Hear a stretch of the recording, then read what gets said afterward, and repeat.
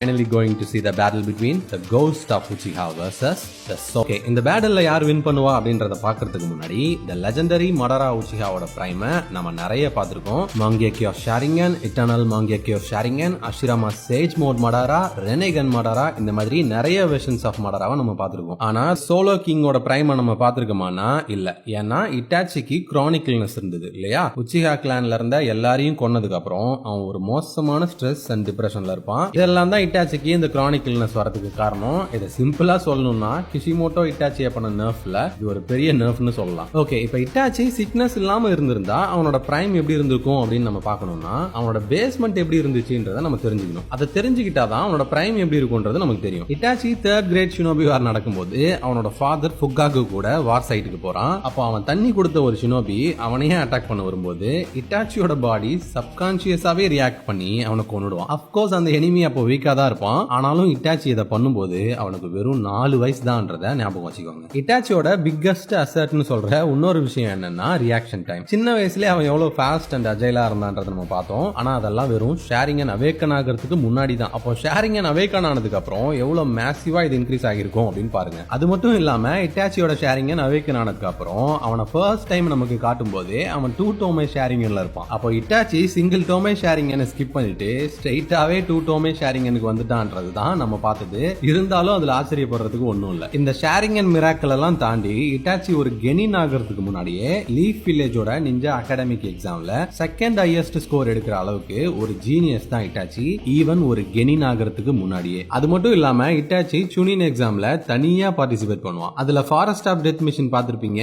அதாவது first time the creepy ஒரோச்சிமாரோவை team 7 ஒரு ஃபாரஸ்ட் குள்ள என்கவுண்டர் பண்ணுவாங்க இல்லையா? அந்த ஃபாரஸ்ட் ஆஃப் டெத் மிஷனை இருக்கிறதுலே ஃபாஸ்டா முடிச்ச ஸ்கோர் யாருது அப்படின்னு பாத்தீங்கன்னா அது இட்டாச்சியோடது. அண்ட் அஃப்கோர்ஸ் காரா டீம் அதுக்கப்புறம் அந்த ஸ்கோரை பீட் பண்ணிடுவாங்க. ஆனா இட்டாச்சி அந்த மிஷனை வெறும் சோலோவா முடிச்சிருப்பான். அதுக்கப்புறம் இட்டாச்சி சூனின் எக்ஸாமோட ஃபைனல் ஃபேஸ்ல ஒரு ஆப்போனன்ட் கூட ஃபைட் பண்றான். அவன் எப்படின்லாம் கேட்காதீங்க, ஆனா அவன் தூங்கிட்டே ஃபைட் பண்றான். கிட்டத்தட்ட டீமன் ஸ்லேயர்ல வர நம்ம ஜெனிட்சு மாதிரி. அப்படி இருக்கும்போது இட்டாச்சி மாதிரியான ஒரு ஷினோபிக்கு அவன் ரொம்ப டஃப் கொடுக்குறான். ஏன்னா அவன் தூங்கிட்டே இருக்கிறதால இவனால கெஞ்சுட்சுவும் யூஸ் பண்ண முடியல. ஆனா இப்படி ஒரு வஸ்ட் சிச்சுவேஷன்ல கூட இட்டாச்சி பேனிக்கோ இல்ல ஸ்டூபிடா எதுவும் ட்ரை பண்ணாம அந்த பையன் கண்ணு மூடிக்கிட்டே ஃபைட் பண்ணாலும் பேட்டில் எப்படி போகுதுன்றத பாக்குறதுக்கு நடுவுல ஒரு சர்டைன் டைம் லிமிட்ஸ்ல அப்பப்போ கண்ணை திறந்து பார்ப்பான். ஆனா அப்படி திறக்கிற டைம்ல எல்லாம் இட்டாச்சி ஒரு மோசமான கெஞ்சுட்சுவை கேஸ் பண்றான். அந்த கெஞ்சுட்சுல அந்த பையன் கொஞ்சம் கொஞ்சமா சாகுற மாதிரியான ஒரு இல்யூஷனை கிரியேட் பண்ற கெஞ்சுட்சு அது. இதை இட்டாச்சி அந்த பையன் ஒரு தடவையும் கண்ணு திறக்கும் போதெல்லாம் பண்ணிக்கிட்டே இருக்கிறான். கடைசியில அந்த பையன் மென்டலி ஒரு சைக்கோ மாதிரி அஃபெக்ட் ஆகி அந்த மேட்சை ஃபோர்ஃபிட் பண்ணிட்டு அலறிட்டு ஓடிடுவான். சின்ன வயசுல இட்டாச்சி எப்படி ஒரு ஜீனியஸா இருந்திருக்கான்றதுக்கு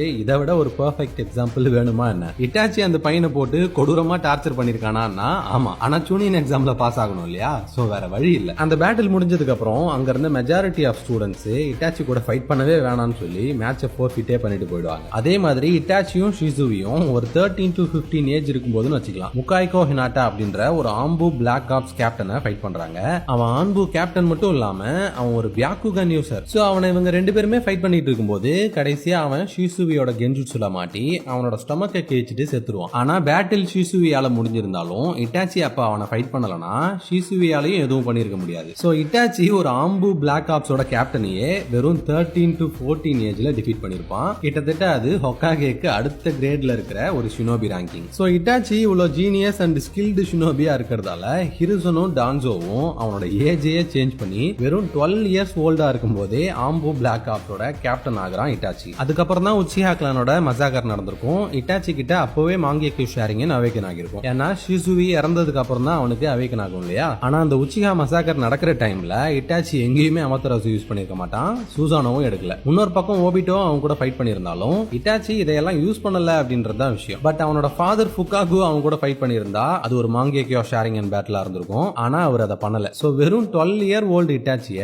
மாங்கேக்யூ ஷேரிங்கன் யூஸ் பண்ண வைக்கிற அளவுக்கு அங்க ஒரு ஜோனின் கூட உச்சிஹா கிளான்ல பவர்ஃபுல்லா இல்லன்னு தான் நம்ம எடுத்துக்கணும். அண்ட் இட்டாச்சி அங்க யாரும் தூங்கும் போதெல்லாம் அட்டாக் பண்ணல. சோ ஃபர்ஸ்ட் கில் நடக்கும் போதே மத்த எல்லாருக்கும் தெரிஞ்சிடும் அங்க பேட்டில் நடக்குதுன்னு. அப்போ அந்த உச்சிஹாஸ்லாம் அவங்க மாங்கேக்யோ ஷேரிங்கன் எபிலிட்டியை யூஸ் பண்றதுக்கு முன்னாடியே அவன் குயிக்கா எல்லாரையும் கில் பண்ணிருக்கணும். அதுக்கப்புறம் இட்டாச்சி அகாட்சுகில ஜாயின் பண்றான். சோ வெறும் 16 இயர்ஸ் ஓல்டா இருக்கும்போது இட்டாச்சி ஒரோச்சிமாரோவை டிஃபீட் பண்ணுவான். And he is a legendary sonன்றத மறந்துடாதீங்க. இப்போ ஹிருசன் செத்ததுக்கு அப்புறம், அதாவது தேர்ட் ஹொக்காகே ஹிருசன் சாருடோபி செத்ததுக்கு அப்புறம் இட்டாச்சி லீஃப் வில்லேஜுக்கு போவான். அங்க டான்சோ ஆல்ரெடி இட்டாச்சியை கொல்றதுக்கு தேடிக்கிட்டு இருக்கான்னு தெரிஞ்சும். அப்பதான் கக்காஷி, குரனாய், ஆசுமா கூட இட்டாச்சி ஃபைட் பண்ணுவான். அந்த ஆப்வியஸ்லி அது ஒரு பேட்டிலே கிடையாது. இட்டாச்சி அங்க அமத்தராசு, சுசானோன்னு எதுவுமே யூஸ் பண்ணிருக்க மாட்டான். கக்காஷி கிட்ட மட்டும் சுக்கியோமி யூஸ் பண்ணிருப்பான். ஏன்னா அங்க இட்டாச்சியே வேணான்னு சொன்னாலும் கக்காஷி ஃபைட் பண்ணாம இருக்க போறது இல்ல. சோ கான்ஃபிளிக்ட் அவாய்ட் பண்றதுக்காக அவன் கக்காஷியை சுக்கியோமில போட்டுருவான். அதே டைம்ல இட்டாச்சி மேல குரோனாய் கென்ஜுட்சு யூஸ் பண்ணிருப்பா, பாத்திருப்பீங்க. அது ஒன்னும் சாதாரண கென்ஜுட்சு கிடையாது, அது ஒரு பவர்ஃபுல்லான கென்ஜுட்சு. அதுக்கு பேரு the reversal of heaven and earth. ஆனா அப்ப இட்டாச்சி இந்த லெவல் கென்ஜுட்சுலாம் என்கிட்ட ஒர்க் ஆகாதுன்னு சொல்லி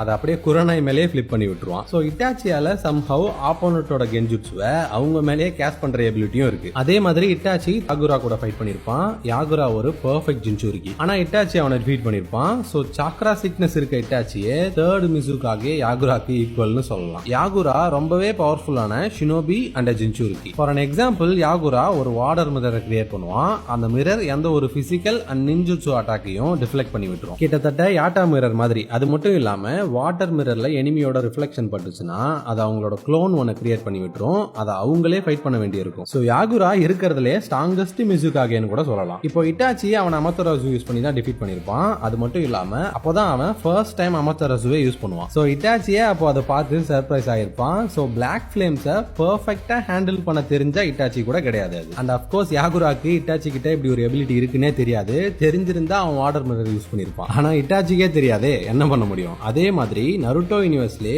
one of the finest chakra control தெரிஞ்ச ஒரு ஷினோபி தான் இட்டாச்சி. அந்த அளவுக்கு சாக்ரா கண்ட்ரோல் தெரிஞ்சவங்களால ஒரு broken ஆர் வீக்கஸ்ட் பாடியா இருந்தா கூட அவங்களால எஃபிஷியன்ட்டா அவங்களோட பவர்ஸை யூஸ் பண்ண முடியும். ஃபார் அன் எக்ஸாம்பிள், 100 வயசு ஆகியும் ஓனோக்கி ஃபைட் பண்ண முடிஞ்சதுக்கு காரணம் இதுதான். அந்த அளவுக்கு சாக்ரா கண்ட்ரோல் பண்ற ஸ்கில் இருக்கிறதால தான் இட்டாச்சி ஒரு இல்னஸ்ல இருக்கும்போது கூட அவ்வளவு பவர்ஃபுல்லா இருக்க காரணம்.